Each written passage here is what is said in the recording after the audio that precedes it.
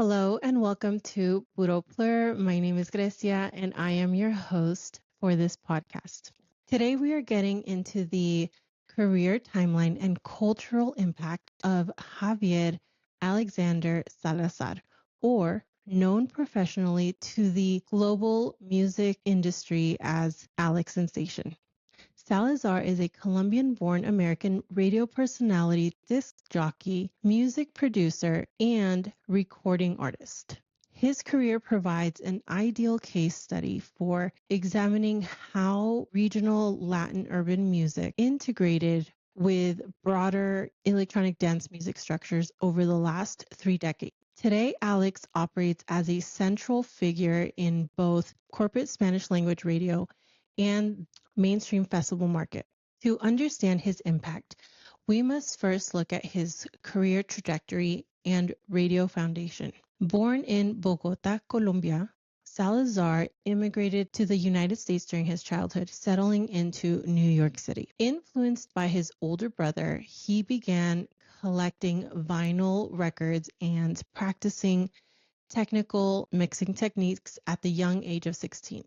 Because he was underage, he actually had to alter his age and bypass security measures simply to enter the nightclub that were hiring him to spin. His primary professional breakthrough occurred at age 17 when he secured a coveted residency at the legendary Copacabana, a nightclub in New York City. While his early sets focused heavily on traditional tropical genres like salsa, he regularly integrated the electronic club and house music of the late 1990s. His distinctive club programming quickly caught the attention of corporate radio executives.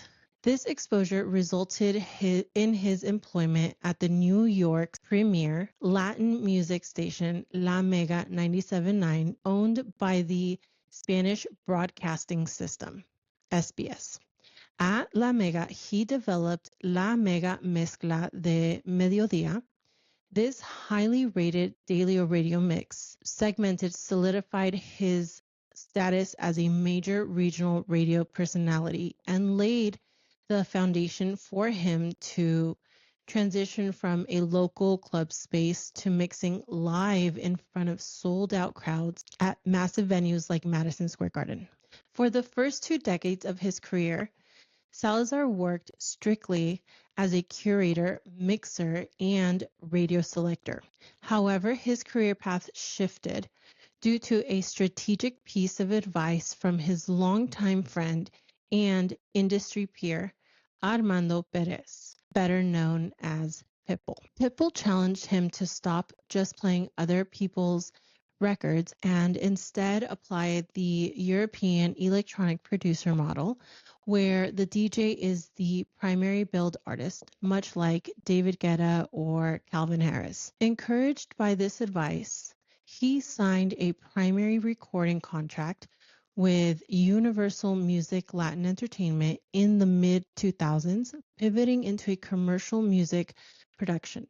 He proceeded to release a series of high-profile collaborative singles that achieved significant commercial and streaming metrics, charting on Billboard's Hot Latin Songs. Que Va, featuring Ozuna, Fantasia, featuring Bad Bunny, Pa'lante, featuring Anita and Luis Fonsi, Ven Ven, featuring Fariana, Farruko, and Gion. This brings us to the core of the show as to why Alex matters so deeply to both the rave scene and the Hispanic community. His impact relies heavily on his mastery of open format technique. Long before it became a mainstream trend, his sets flawlessly mixed contrasting genres, including electronic house, classic freestyle, hip hop, salsa, reggaeton, by matching beats per minute and rhythmic structures rather than staying confined to one specific genre. From a technical perspective,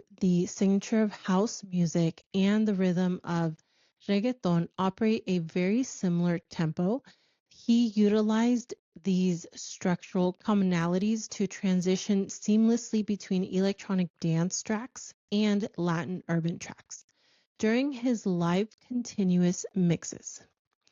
This programming served a crucial demographic need. It provided a unified sonic space for the first and second generation Hispanic Americans who grew up bilingual and bicultural. This generation consumed American electronic and hip hop music, but maintained deep ties to Latin musical traditions.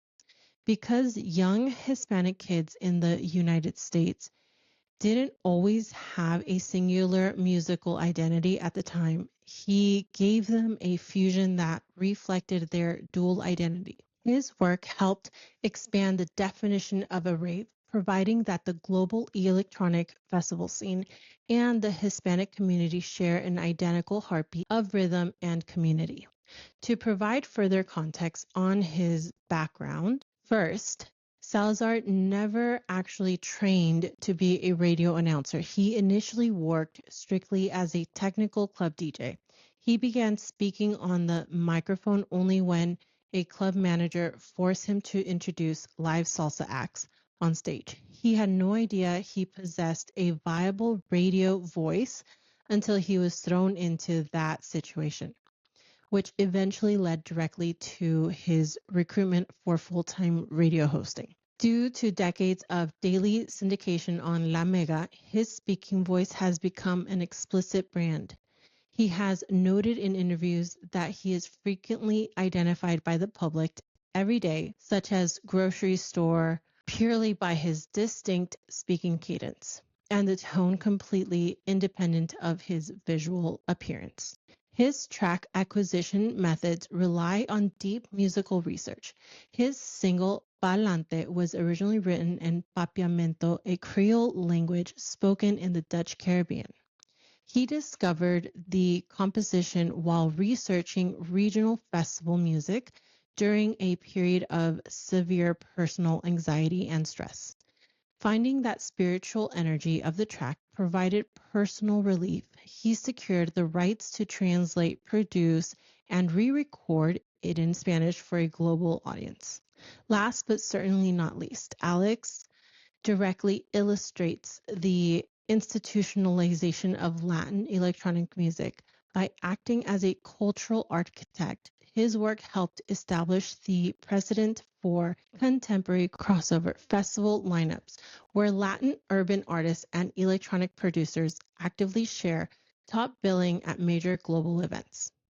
That's all I have for you for Alex Sensation. Thank you so much for tuning in on whichever platform you are listening on. Please hit share, like, subscribe.